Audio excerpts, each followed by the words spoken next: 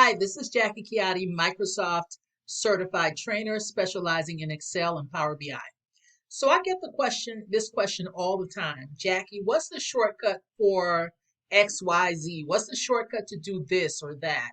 And I just want to tell you, if you don't know the shortcut for a particular task, you have a couple of options when it comes to really basically assigning your own shortcuts.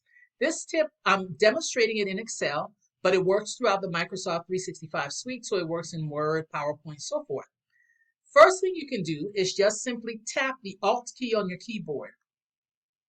When you do that, your ribbon lights up and assigns letters to different parts of the ribbon. So let's say if I wanted to go to data, I would tap the letter A. And then if I wanted to do refresh all, I would tap the letter R.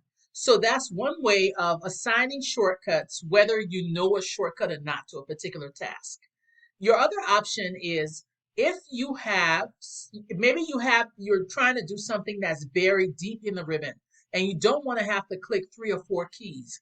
The other thing you can do is you can assign that task to your quick access toolbar. And I have another video that goes in depth into the quick access toolbar, so I'm not going to do it here. You'll find the links in the comments. But what you can do is assign that task to the quick access toolbar, and it kind of helps if you rearrange it and make sure that it's closer towards the front.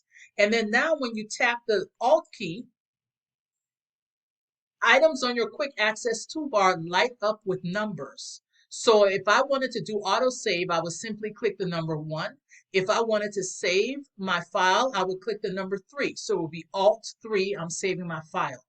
What you want to do then is take those tasks and assign them to your quick access toolbar, put them towards the front of the list so you can use a single digit to activate them. So that's how you can create your own shortcuts. I hope you found this helpful, and if you did, I would love to know. Please type something in the comments below. Thank you so much for watching.